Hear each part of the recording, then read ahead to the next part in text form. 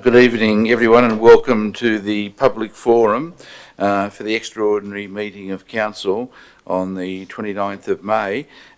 We have two speakers registered to speak in relation to 8.3, Cenotaphs and War Memorial policy. The first one is Mr. Rod Broadhead. So if you'd like to come. Look, I don't stick strictly to the time limit, so within reason, go for your life. Thank you. I'll try and be succinct. Basically, I want to use the Southern Villages War Memorial as an example, a specific example, and by looking at the Southern Villages War Memorial, hopefully there will be a greater understanding as to the position of not only Bundanoon RSL sub-branch, but sub-branches in general. So this is our perspective on our custodianship of the War Memorial and its importance within the local community, but also it extends beyond the community as well. So if we start with the history, it started off basically as a memorial garden back in the 90s, and the main drivers behind it was the Bundanoon Garden Club. But there was also strong support from many other groups, including Bundanoon RSL sub-branch, of course, but particularly the Lions as well. It was also supported by Wingecarribee Shire Council. From there, our previous president, I think his name was Fenton, submitted a DA, and that was passed in 2007, and construction was enabled through several government grants that were facilitated by the Wingecarribee Shire Council as well as local fundraising. Again, the sub-branch, Lions, loom large in that, as well as individuals that really supported it very strongly. It was dedicated by Albie Schultz, who was MP, in 2008. And then the arrangements have been formalised by Wingecarribee Shire Council through their Cenotaphs and War Memorial protected places, security and protection policy, and that's a mouthful. And it applies not only to the garden but also the flagpole and memorials and the curtilage, which is important, and I'll come back to that in a little bit.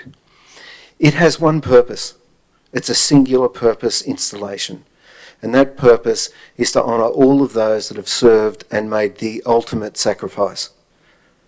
And I'll reinforce that in a minute. But it's not the only singular purpose installation in the village of Bundanoon.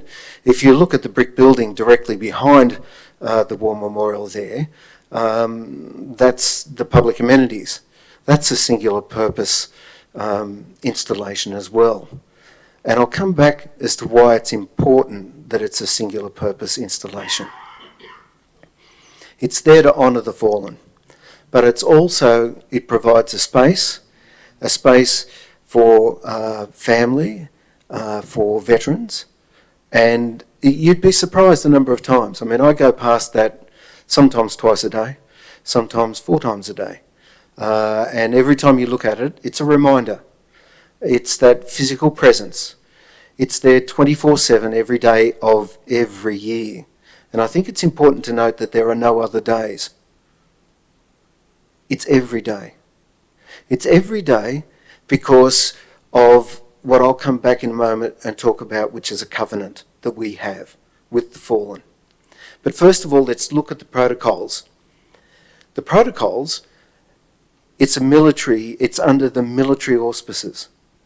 And so therefore, flags only fly on war memorials, registered war memorials, during days where we have military commemoration. At no other days do flags fly, for example, in Martin Place or at Hyde Park, only during days of military commemoration. And that's the only time that the Australian national flag can fly at a registered war memorial. And since any other flags must have the Australian national flag as primacy, in other words, number one position, that means no other flags can fly either. So the Australian national flag must be there before any other flags are flown. The flag network, it disseminates information that does not apply to war memorials. It's mainly meant for federal government buildings. And it disseminates information. It doesn't give flag directives. It doesn't give mandated flags that must fly.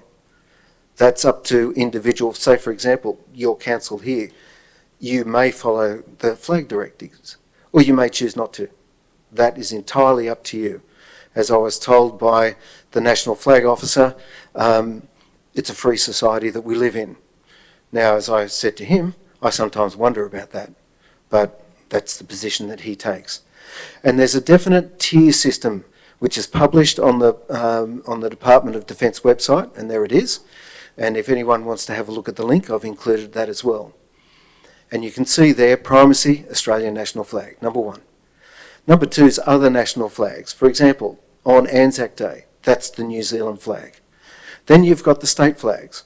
That for here is New South Wales. If we're in the ACT, that would be the Territory flag, or Northern Territory. And then you've got other flags as prescribed.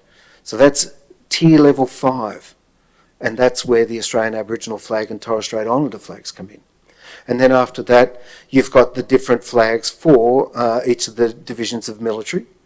And then finally, the Merchant Marines get a look in. But we have this covenant, and I've sort of indicated that that was important. What is this covenant? Well, we owe a debt.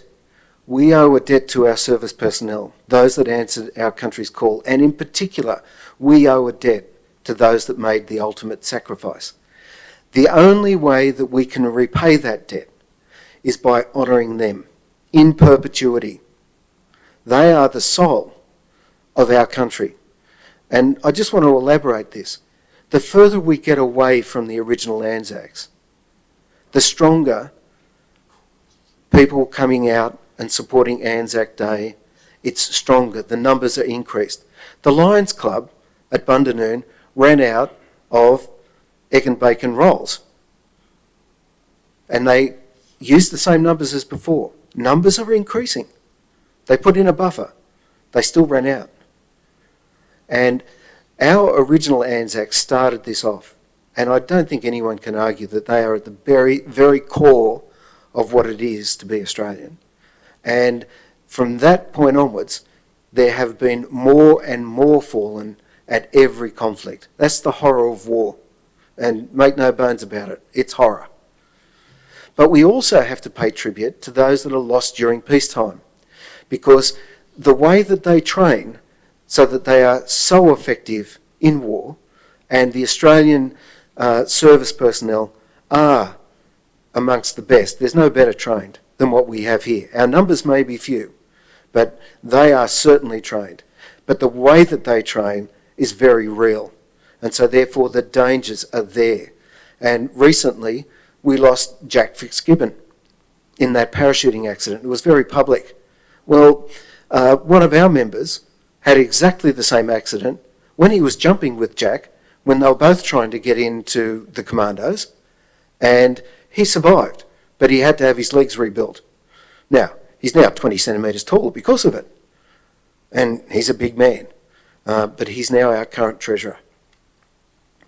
The Southern War Villages, the same as any other war memorial, is that physical manifestation.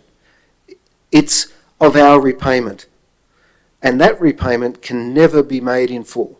It must be maintained. And that's why it's taken so seriously by our service personnel. And that's where you always get the lest we forget. We can't afford to forget those that have made the ultimate sacrifice. That's a measure of us as a community. You've all seen the ode. You've all heard the ode. You would have grown up with it at school.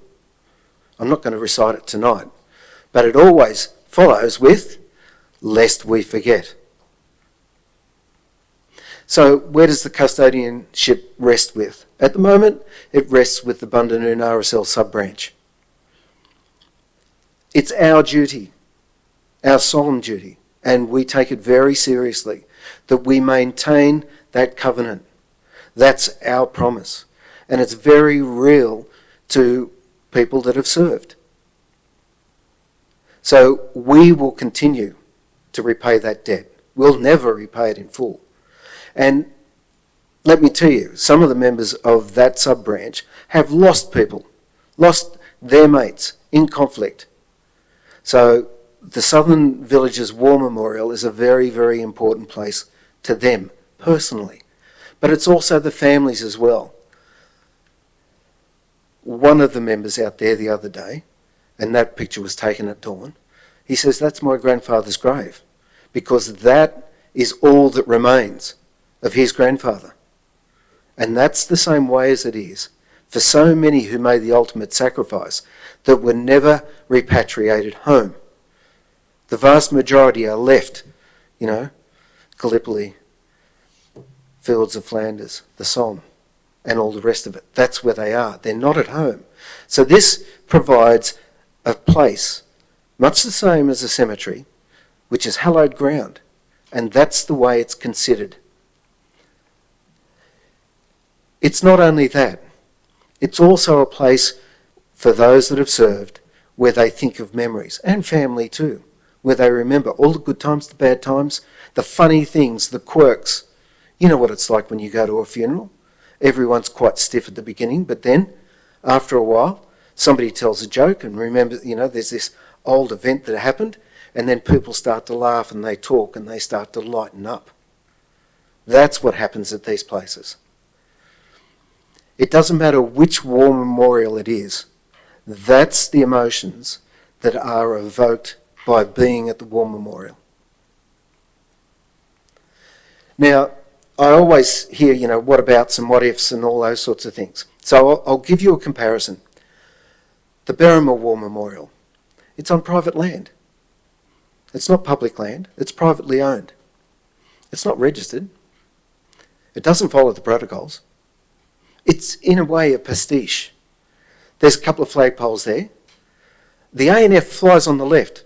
Normally it should fly on the right unless the left is higher. Maybe it's marginal, not quite so sure about that. On the right-hand side is the Indigenous flag. Those flags fly 24/7. Now, flags shouldn't fly at night unless they're illuminated from underneath. That's the protocol. Am I worried about this? Hell no. Because it's a free society. And they're free to interpret the flag's advice given by the National Flags Officers through the Flag Network to do it as they see fit. It's not under the auspices of an RSL sub-branch. If it was under the auspices of a RSL sub-branch, then it would follow the military flags protocols, as we do. So I have no problem with Berrima. They're happy to do as they please. So basically, thank you for listening. I hope that explains the perspective of the Bundanoon RSL sub-branch and generally sub-branches in general as they approach a very, very important place for us, and that is the War Memorial, and in this case, the Southern Villages War Memorial, which applies from Sutton Forest all the way out to Winslow, where the Southern Highlands ends. But we don't mind if Talon come along. We're inclusive. And just so that you know, the next time it will be used will be not tomorrow but on Friday. And on Friday, it's a very important day because on Friday there is a little known military commemoration, and it's at Hyde Park Cenotaph. And it's basically for those Indigenous personnel that served and those that made the ultimate sacrifice. It's the one day of the year that we can follow military protocols and fly the ANF as well as the Australian Indigenous flag and the Torres Strait Islander flag. So if you want to chill, you want to sort of brave the chilly morning, because it's been pretty cool out there, I can tell you, come on out, 6 o'clock. The dawn at Bundanoon is stunning. It's stunningly beautiful. Come and join us. We've got a 3 Ra veteran who's Indigenous, who's going to say the ode. We will be playing a lament, and we will be raising the flags in honour of those Indigenous who served, and in particularly those Indigenous who served and made the ultimate sacrifice. Thank you. Westwood again. Duncan, when I ran into you at Wingelow, Yes. was it last Friday, I It was. think, and I told you I had no intention of becoming involved in village or sub-branch politics, as I've said to many people, not only about flags, but about a lot of issues.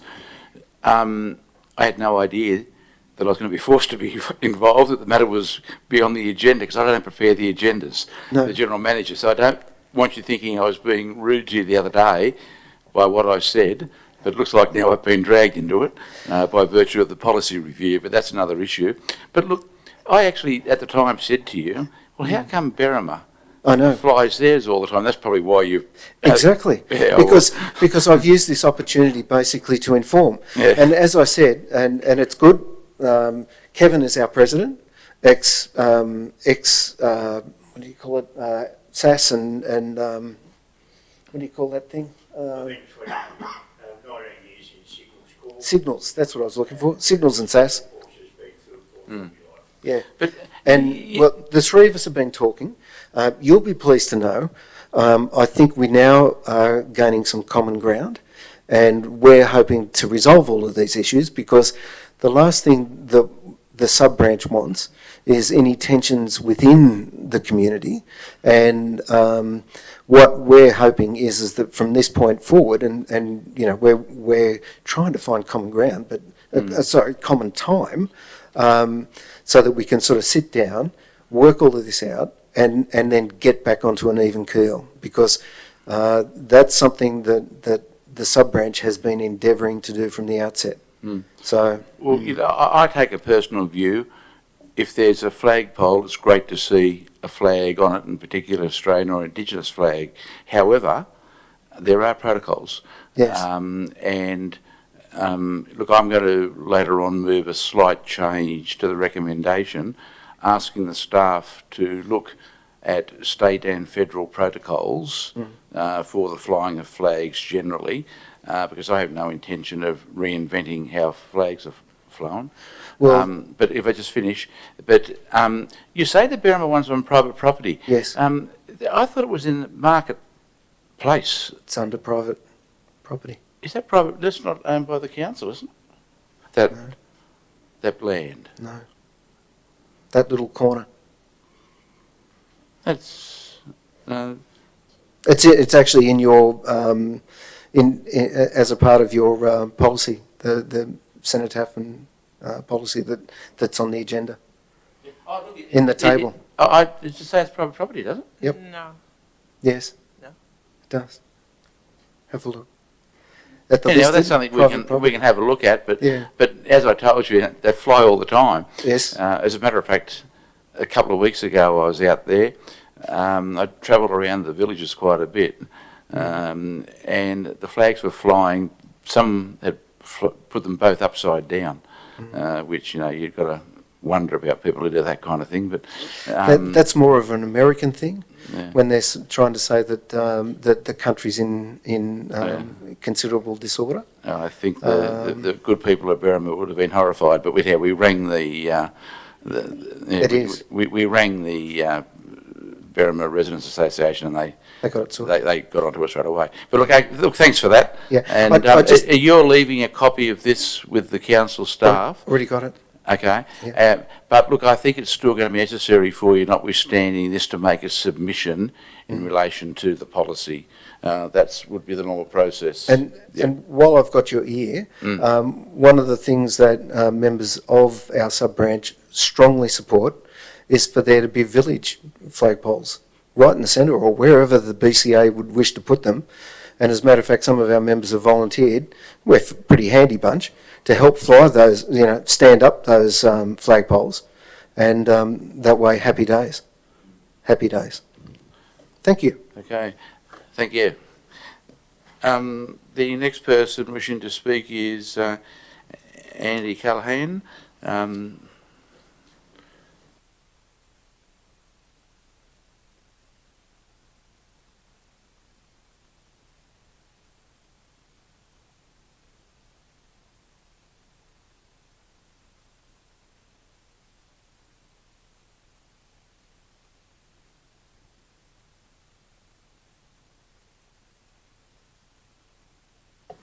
too easy. Thank you. So I address the extraordinary meeting 29 May on behalf of the Bundanoon Community Association, the BCA. The association has over 400 members and provides activities and social inclusion for residents of Bundanoon and surrounds. It's been in operation for over 75 years. Activities include the Garden Ramble and Winterfest, as well as a community choir, a theatre group, classical concerts, local cinema, pipes and drums band, village beautification group, bush care group, and also an award-winning quarterly magazine. I'm a member of the executive, holding the position of treasurer, and I should have introduced myself as Andy Carnahan, I'm sorry. The president is overseas and unable to attend. So this submission is made to respond to the draft cenotaphs and memorials protected places, security and protection policy. The Bundanoon Community Association would like to request that the Bundanoon Soldiers Memorial Hall is moved from 3.1 memorials covered by this policy to 3.2 memorials not covered by this policy. The Community Association has a 21-year lease with Council for the hall until 30 June 2037. In return for the lease of the hall, the BCA pays for maintenance and provides community access to the facility to BCA activity groups, exercise groups and other hirers. The hall is well used and managed with a significant volunteer input from BCA members. We hope or intend to renew the lease in 2037 for another 21 years due to the benefit we see the hall provides to the village. My concern is that there are local events that make use of the curtilage, including outside stalls and signage. The activities include Winterfest, the Garden Ramble, and our monthly Makers Markets, which are held privately but in the hall. If the hall's included in the Memorials Covenant, these will fall under 4.2 permanent restriction, which would prevent this community use.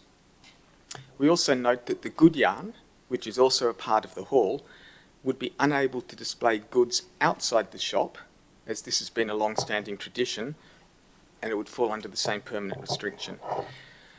Being unable to make use of the hall in this way would significantly impact major events. Further, the side of the hall has one long-standing piece where A0 posters advertising upcoming events are displayed, and further up there's a permanent sign advertising the Makers Market. I stress that no activity by the BCA covers nor obscures the name of the building, the Soldiers Memorial Hall. The Southern Village's War Memorial at the rear of the hall is used for military commemoration ceremonies, and the BCA supports the policy to include the curtilage of this memorial to prevent stalls and signage. As the hall is not used for military commemoration ceremonies and is used for community events, we would ask Council to consider amending the entry for the hall in the policy. Our request would be that under the 3.2 section, under ownership, the phrase of ownership would be long-term lease to Bundanoon Community Association and Good Yarn. That would allow those activities to continue as they have, unimpeded.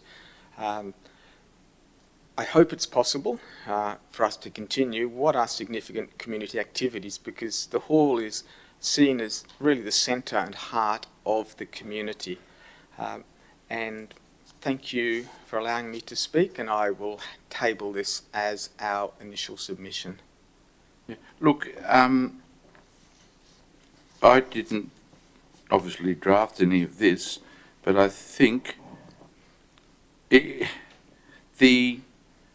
hall is they're attached, but they're remote of each other, aren't they? The memorial and the hall. Yes. I think this could be an unintended consequence of it's always been there. I shouldn't be asking questions now, but you wouldn't have any objection to the hall being removed from the policy and put into the other, to the 3.2? So the cenotaph and everything would stay where it is, but the hall I think it's an unintended consequence, and during the council meeting, I will ask the staff. We may be able to deal with that matter tonight, but it would depend on what the staff say. But you're making a submission in that regard. I'd be happy if council were to tonight amend that.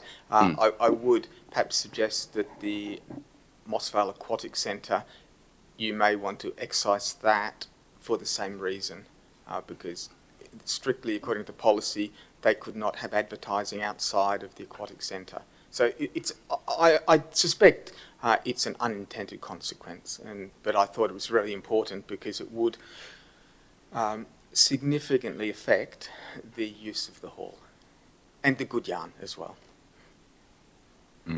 Well, the staff might be able to give advice in 15 minutes. We'll wait and see. Obviously, you've given them time to think about it. Sure.